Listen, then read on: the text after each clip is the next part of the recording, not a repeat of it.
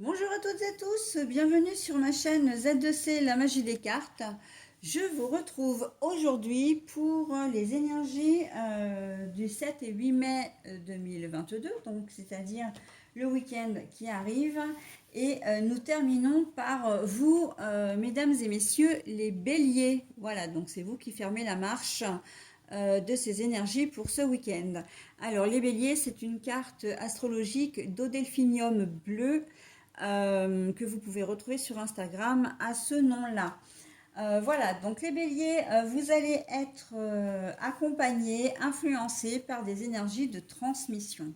Voilà, donc transmettre, qu'est-ce qui va vous être transmis ou qu'allez-vous transmettre? Là, et j'ai envie de dire, telle est la question. Nous allons le voir dans le tirage qui va venir. Et c'est une carte de l'oracle des haïkus, première édition. Alors le tirage, un tirage qui se fait en 3 cartes. 2 cartes pour les énergies générales, une carte pour les énergies sentimentales. Pour les énergies générales, nous avons 2 nouveaux oracles. Le premier, c'est l'oracle du petit enchanteur. Donc du coup, je vous montre quelques cartes, puisque il n'apparaît pas dans ma vidéo, enfin dans mes vidéos de la présentation, enfin des présentations de mes oracles. Voilà. Et la deuxième carte, c'est l'oracle des âmes. Alors, l'oracle des âmes a la particularité, en fait, d'être divisé en deux. Donc, il y a une partie carte pour tirage général que je vous montre. D'accord. Et la deuxième partie, eh bien, je vais vous la montrer également, puisque c'est un message bonus que je vous offre, comme d'habitude, en fin de tirage. Et ce sont des cartes spéciales qui sont incluses dans le jeu. Et voilà, donc c'est un petit message conseil que je vous donnerai via cet oracle-là également. Et puis pour les énergies sentimentales, eh bien, nous avons cette fois-ci l'améthyste Love de Michel-Ange Tarot. Voilà, allez, on y va pour vos énergies. Alors, nous avons le souvenir. Nous avons la dualité. Et pour les énergies sentimentales, la ruse, malhonnêteté, ne pas tomber dans son piège, mais c'est aussi la carte du travail, du souci, voilà, du moins bien. Donc on va voir dans quelle mesure. Alors la transmission avec le souvenir et la dualité, c'est que en ce week-end, vous allez, on sent un gros brin, un gros brin de nostalgie qui va un petit peu vous envahir.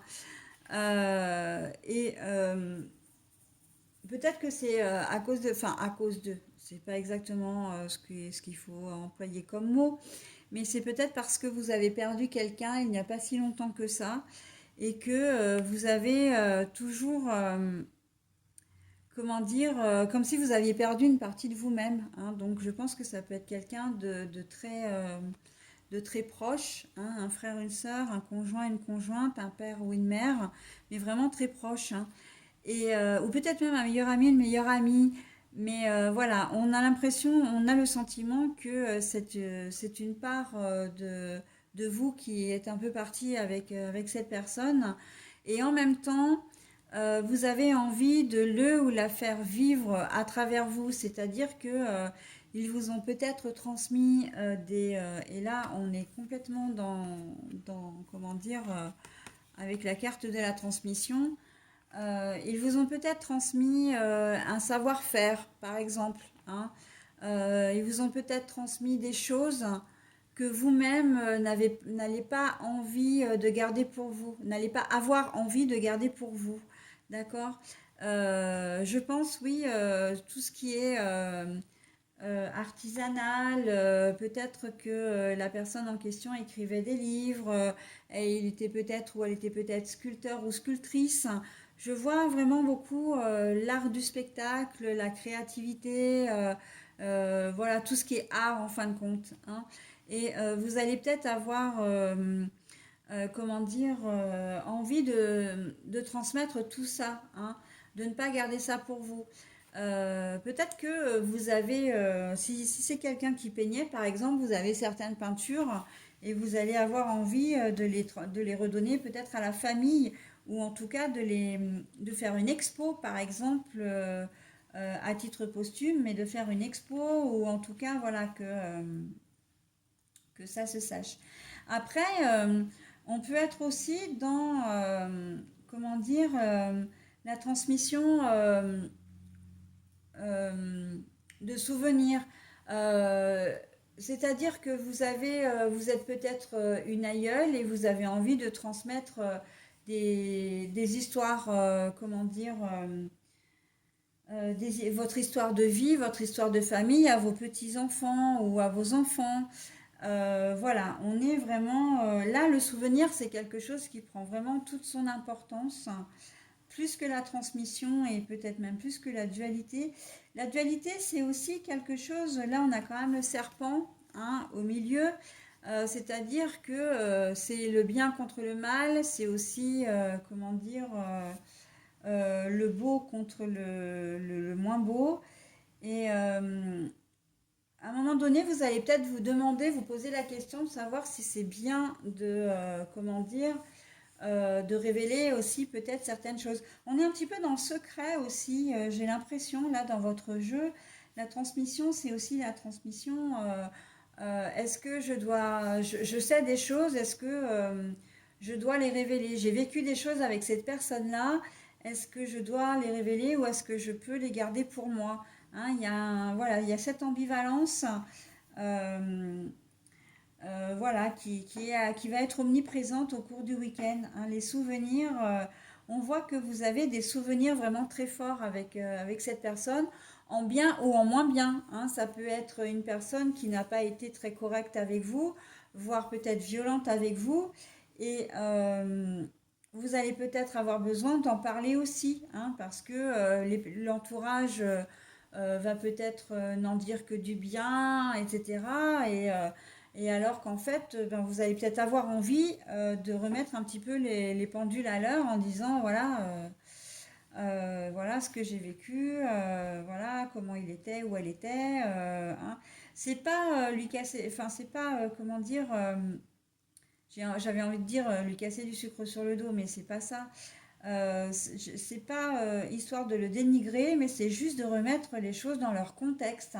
Parce que bien on est humain, qu'on soit mort ou vivant, on reste humain et que il n'y a aucune raison que parce que les personnes sont décédées qu'on doit les encenser.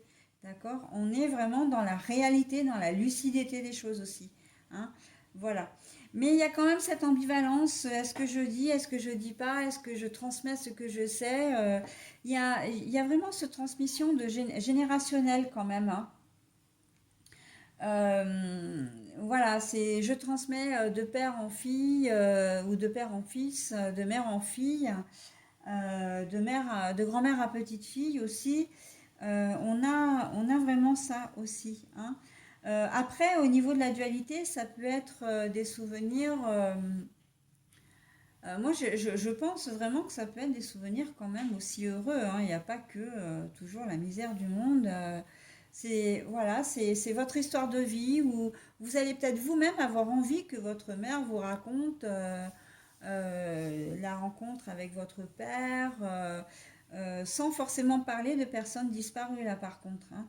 Euh, je pense, mais j'ai vraiment quand même dans la tête cette histoire d'artisanat, cette histoire de savoir-faire familial, ancestral, où vous allez, comment dire, avoir envie de transmettre ça.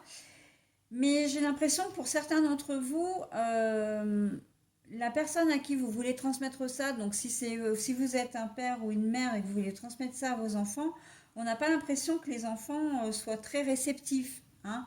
Avec la dualité, là, si vous aviez envie qu'ils reprennent le flambeau de votre entreprise, par exemple, bah, c'est un petit peu mal parti, j'ai envie de dire. Hein. Ça risque d'être un souvenir pour vous, hein, cette entreprise. Voilà, donc il y a ça aussi. Hein. Le savoir-faire familial. l'enfant qui ne veut pas forcément reprendre comment dire, l'entreprise familiale, on peut être là-dedans aussi, hein. Voilà, donc alors c'est assez riche et varié, hein, en ce qui vous concerne. Je le vois au niveau professionnel, je le vois que vraiment dans ce domaine-là, hein, la transmission intergénérationnelle, hein.